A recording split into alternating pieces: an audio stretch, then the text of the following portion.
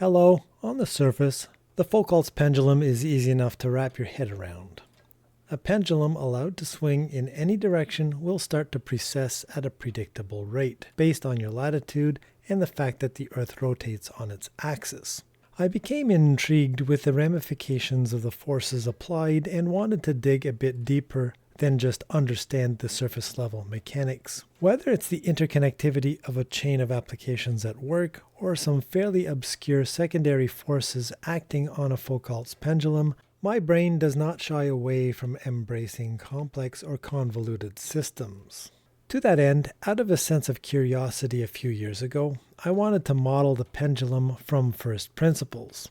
My goal was to see what unusual traits and characteristics would emerge from the noise and difficult to measure behaviors.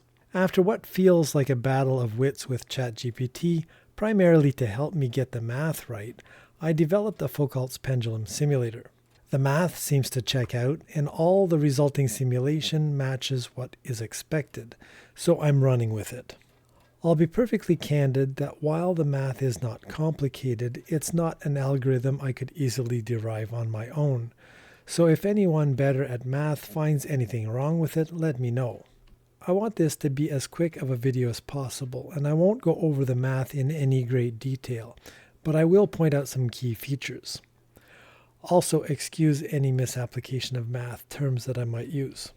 The pendulum simulator tracks its position in three-dimensional space.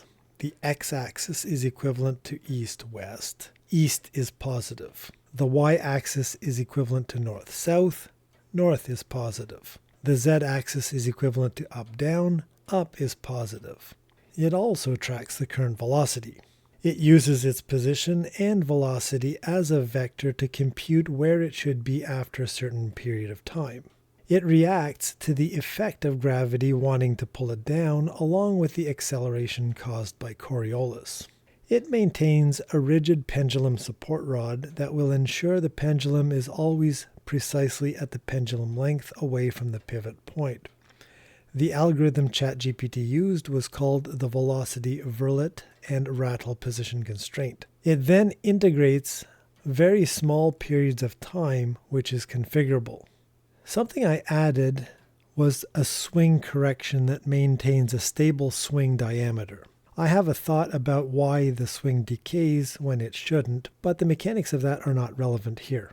There were a few interesting design decisions. For example, for the bulk of the swing period, when the pendulum is moving fairly quickly, the time period between each integration does not have to be small.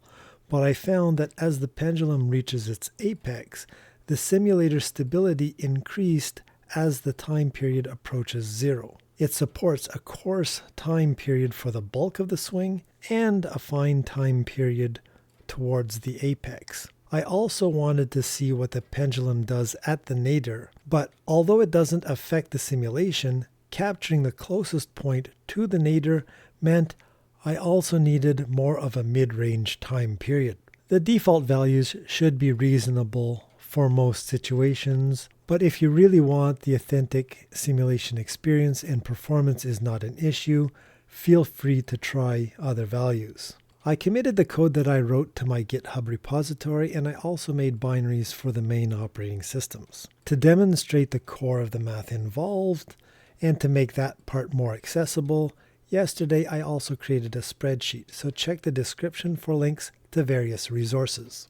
Now that I have this simulator, what have I discovered? My understanding of how it works from a few years ago was somewhat naive, but I did uncover a few properties that may be real and people might find interesting, or it may just be an artifact of the model. For example, if you can place a pendulum directly on the equator and give it a swing due east-west, there is absolutely no Coriolis force applied as expected. Keep in mind, when I said on the equator, what is implied here is that the direction of gravity is perfectly orthogonal to the axis of rotation. Even 1 millimeter in either direction, north or south, would break that. If you swing the pendulum north-south, I would expect the swing on the south side to be negated on the north side. But what I found was that this is not exactly the case. Different pendulum configurations will show different rates, but according to my simulator, a 150 meter pendulum swinging with a 3.4 meter radius will develop enough of an imbalance to start precession and complete a full rotation in over 900 years. The direction it will precess depends on the initial azimuth. An azimuth north of the equator will precess clockwise and counterclockwise south of the equator. Did I uncover a practically immeasurable property of the pendulum at the equator? Or am I chasing an algorithm aliasing artifact? Hopefully I've piqued someone's curiosity, but for all intents and purposes, we can say that it doesn't precess at the equator in any meaningful way. I also discovered if I use a small enough time interval, when you release the weight in some locations, at least for an initial duration, both the swing forward and the return swing seems to stay on one side of the at-rest position. Eventually, acceleration forces seem to equalize and the return swing nadir will switch to the opposite side of the forward nadir.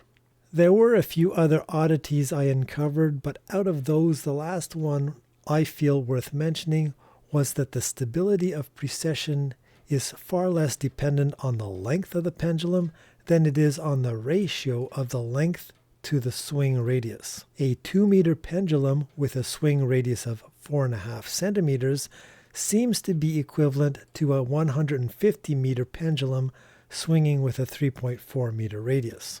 So those were the main things that I discovered so far.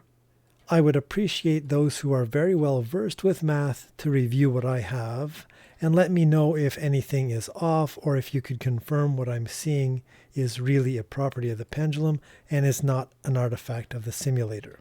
And so that's going to be the end of this video. Thank you for watching. As always, if you like the video, thumbs up, subscribe, comment below, all that other good stuff. You know what to do. And with that, I'm going to see you in another video, hopefully soon enough. So bye for now.